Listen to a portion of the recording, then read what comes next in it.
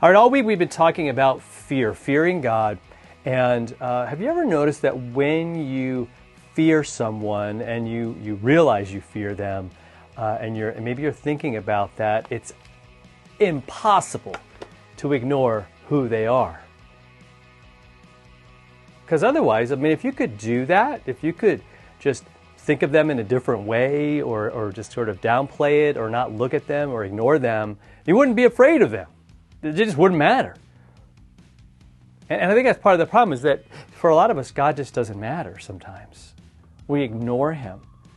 And these calls in the Scripture for us to fear the Lord, a lot of the hope, I think, behind what God was saying there is like, don't ignore me, please. Please take me seriously. Hold before you, focus on who I am and what I can do and all the things that I can do. Because when you really think about why you're afraid of something and you let your mind go there, every detail about their power and their ability and their strength and their might, just it almost becomes amplified, doesn't it? And isn't it funny when it comes to God, we kind of do the opposite. It ramps down and down and down. But God's saying, look, He's the one who made everything. He's the one that loves us. And in Psalm 34, verse 9, we read this. This is David. And he says, "Oh, fear the Lord, you His saints." So all of you who trust in Him, fear Him. For those who fear Him have no lack. So it's not that God's going to take everything away from you and crush you and destroy you. That's not what He's talking about when He says fear the Lord. So, you got to look at the whole sentence, right? Fear the Lord, all you His saints. So those whom He has called, those who, I consider myself someone that is loved by God. He has made me His child. I am forgiven because of Jesus. That's the deal. That's how it works. He adopts me, takes me in, rescued me from sin, from death, from hell, from the devil, and from all of those things. He has set me free. And so I'm one of His saints, right? I'm someone who is simply just a child of God, someone who trusts in the Lord.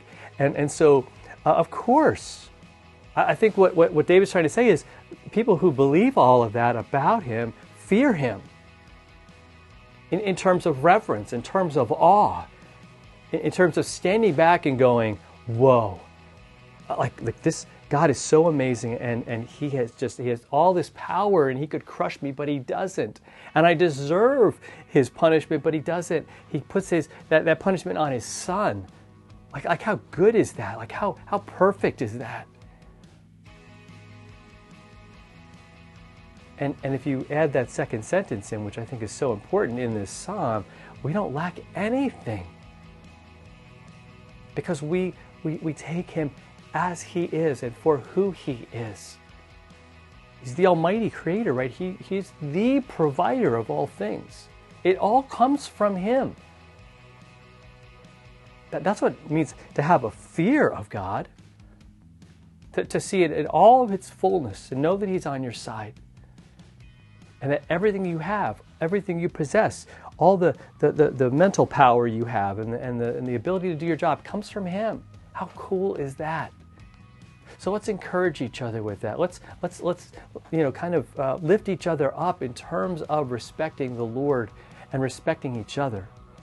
That together we might serve Him and enjoy this experience of just being provided for by the Lord our Father. Okay? Talk to you next time. Hit that subscribe button, share this with somebody, and we'll talk to you next time.